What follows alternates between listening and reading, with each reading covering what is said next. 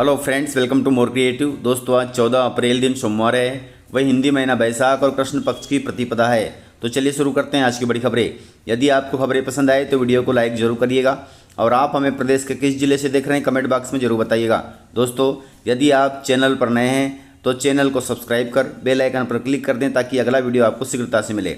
आप हमारे फेसबुक और इंस्टाग्राम पेज को फॉलो जरूर करें, इसका लिंक डिस्क्रिप्शन में दिया गया है। दोस्तों, मध्य प्रदेश में पीएम आवास के नाम पर चल रही है रिश्वतखोरी। कर्मचारी हितग्राहियों से बेवजह रकम वसूल रहे हैं। दोस्तों, मध्य प्रदेश में रिश्वतखोरी रुकने का नाम नहीं ले रही है। आए दिन कोई न कोई अधिकारी तथा कर्मचारी रिश्वत लेते गिरफ्तार हो रहा है। ऐसा ही मामला मंडला जिले से सामने आया है, जहां पीएम आवास की किस्त का भुगतान करने के नाम पर रिश्वत मांगी गई, जिसे लोकायुक्त ने रंगे हाथों पकड़ लिया। दोस्तों, आवेदक के पिता के नाम से पीएम आवास स्वीकृत हुआ था, जिसकी किस्त के भुगतान के लिए कर्मचारी ने 7,000 रुपए की रिश्वत मांगी थी। हालांकि आवेदक ने इसकी शिकायत पहले ही लोकायुक्त को कर दी थी। शिकायत सही जाने पर शुक्रवार को लोकायुक्त ने कार्रवाई करते हुए पंचायत सचिव को चाय नाश्ते की दुकान पर 4,000 रुपए की रिश्वत लेते रंगे हाथ गिरफ्तार कर लिया। कर्मचारियों द्वारा ऐसी रिश्वतखोरी प्रदेश में धड़ल्ले से चल रही है।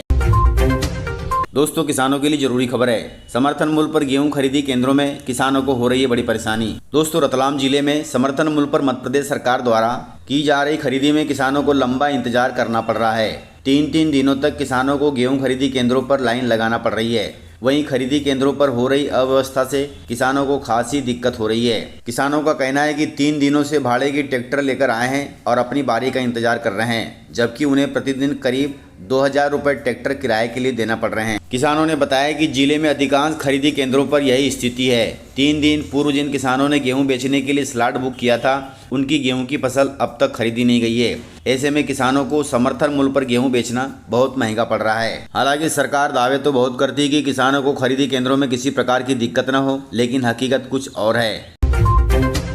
लाडली बहन योजना की 23वीं किस्त को लेकर आया है बड़ा अपडेट। इस दिन खाते में आएगी योजना की 23वीं किस्त। दोस्तों, मध्य प्रदेश की लाडली बहन योजना की लाभार्थी महिलाओं को अप्रैल के महीने में योजना के तहत 23वीं किस्त को लेकर बड़ा इंतजार करना पड़ा, क्योंकि निर्धारित समय पर किस्त इस बार खाते में नहीं पहुंची। ऐसे में किस्त की देरी पर कांग्रेस ने सरकार पर सवाल भी उठाए, जिसके कारण लाडली बहनें मायूस हो गई। लेकिन अब राशि वितरण की तारीख पर बड़ा अपडेट सामने आया है। विभागीय अधिकारियों के मुताबिक मुख्यमंत्री डॉक्टर मोहन यादव आने वाली 16 अप्रैल अर्थात दिन बुधवार को मध्य प्रदेश के मंडला जिले के अंतर्गत आने वाले टिकरावाड़ा गांव में 1100 बेटियों के सामूहिक विवाह सम्मेलन में शामिल होंगे। इसी कार्यक्रम के दौरान लाडली बहना योजना की 23वीं किस्त की रकम भी बहनों के खातों में ट्रांसफर की जाएगी। यह राशि 1250 रुपए होगी। कुल मिलाकर देर आए दुरुस्त आए। यह खबर सुनकर लाडली बहनें अब चिंता मुक्त हो गई हैं।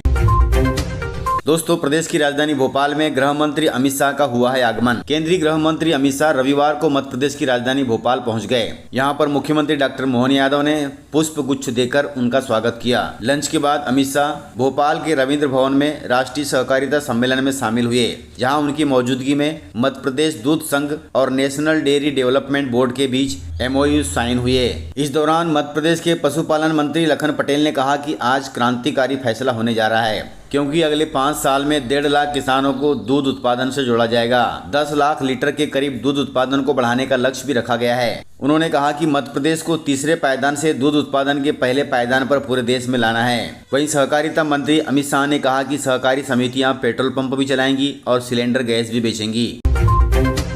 दोस्तों, MP बोर्ड के 10वीं और 12वीं के रिजल्ट मई के पहले हफ्ते में होंगे जारी। मध्य प्रदेश के लाखों विद्यार्थियों को अपने रिजल्ट का बड़ी बेसब्री से इंतजार है। MP बोर्ड की 10वीं और 12वीं की कक्षाएं फरवरी से मार्च के दौरान आयोजित की गई थी। इसमें प्रदेश के 17 लाख बच्चे शामिल हुए थे। दोस्तों, आपको बता दें कि माध्यमिक शिक्षा मंडल के सचिव डॉक्टर कृष्णदेव त्रिपाठी के अनुसार प्रदेश भर के 52 केंद्रों पर मूल्यांकन कार्य जारी है। अब तक 60% कापियों की चेकिंग पूरी हो चुकी है। वहीं 25 अप्रैल तक कापी जांचने का पूरा कार्य हो जाएगा। इसके बाद रिजल्ट बनाने की प्रक्रिया शुरू की जाएगी। उम्मीद है कि मई के पहले सप्ताह में रिजल्ट जारी कर दिया जाएगा।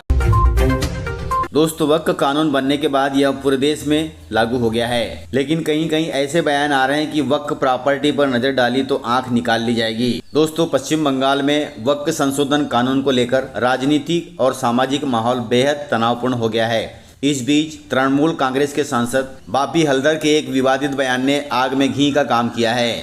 पश्चिम बंगाल के मथुरापुर से सांसद हल्दर ने कहा कि वक्फ की संपत्ति पर किसी ने नजर डाली तो उसकी आंखें निकाल लेंगे और हाथ पैर तोड़ देंगे। उन्होंने यह भी कहा कि वक्फ की संपत्ति की रक्षा करना ममता बनर्जी और उनकी जिम्मेदारी है और किसी को इसकी चिंता करने की जरूरत नहीं है। दोस्तों, सांसद हल्दर के इस बयान के बाद राज्य भर में राजनीतिक बवाल मच गया है। विपक्षी दलों ने इसे भड़काऊ और असंवैधानिक करार देते हुए टीएमसी पर कट्टरपंथ को बढ़ावा देने का आरोप लगाया है। वहीं वक्फ संशोधन कानून के विरोध में बंगाल के कई जिलों में हिंसा भी भड़क गई, जिसमें 3 लोगों की मौत हुई और कई घायल भी हुए। वहीं पुलिस पर भी हमले हुए और 15 से ज्यादा जवान घायल भी हो गए। इस प्रकार से पश्चिम बंगाल में चल रहा है और आए दिन यहाँ लड़ाई झगड़े होते रहते हैं। दोस्तों, महाकुंभ वायरल गर्ल हर्षा रिछारिया शुरू करेंगी सनातनी पदयात्रा। दोस्तों, महाकुंभ में वायरल हुई मध्य प्रदेश की हर्षा रिछारिया जल्द ही 175 किलोमीटर लंबी यात्रा निकालने जा रही है। उनकी यह यात्रा 14 अप्रैल 2025 से शुरू होगी, जिसका नाम सनातनी युवा पदयात्रा होगा। ये यात्रा वृंदावन से शुरू होकर 21 अप्रैल को संबल में समाप्त होगी। वायरल गर्ल ने बताया कि 14 अप्रैल 2025 से शुरू होने वाली इस सनातनी युवा जोड़ो पदयात्रा का समापन 21 अप्रैल को संबल में होगा। इस 7 दिन की पदयात्रा के माध्यम से युवाओं को सनातन संस्कृति की गहराई, मूल्यों और उसके वैज्ञानिक पक्ष से परिचित किया जाएगा। इस यात्रा में युवाओं तथा संतों की अहम भागीदारी होगी। दोस्तों, मध्य प्रदेश को मिली है फिर बड़ी सौगात के तहत एमपी को कश्मीर से कन्याकुमारी तक सीधा जोड़ेगा 532 करोड़ रुपए का यह हाईवे प्रोजेक्ट। दोस्तों, मध्य प्रदेश में विश्व स्तरीय आधारभूत संरचनाएं बढ़ाने और राज्य की विकास की गति को तेज करने के लिए रोड और हाईवे का विशाल नेटवर्क तैयार किया जा रहा है। इसके लिए राष्ट्रीय राजमार्गों को अपग्रेड किया जा रहा है। वहीं सरकार का मानना है कि इससे प्रदेश में बेहतर कनेक्टिविटी और आर्थिक विकास को बढ़ावा मिलेगा। इसी के चलते राष्ट्रीय राजमार्ग 34 को अपग्रेड किया जा रहा है। इसके उन्नयन से प्रदेश उत्तराखंड के गंगोत्री धाम से सीधा जुड़ जाएगा। इतना ही नहीं, यह हाईवे प्रोजेक्ट मध्य प्रदेश को कश्मीर से कन्याकुमारी तक सीधा जोड़ देगा। इस प्रोजेक्ट की मंजूरी मिलने पर मुख्यमंत्री डॉक्टर मोहन यादव ने केंद्रीय सड़क परिवहन मंत्री नितिन गडकरी जी का आभार माना है। दोस्तों, कर्मचारियों के लिए अच्छी खबर है। मई जून में होंगे कर्मचारियों के ट्रांसफर। मध्य प्रदेश में लंबे समय से तबादला होने का इंतजार कर रहे कर्मचारियों के लिए अच्छी खबर है। सरकार के स्तर पर नई तबादला नीति का ड्राफ्ट तैयार हो गया है।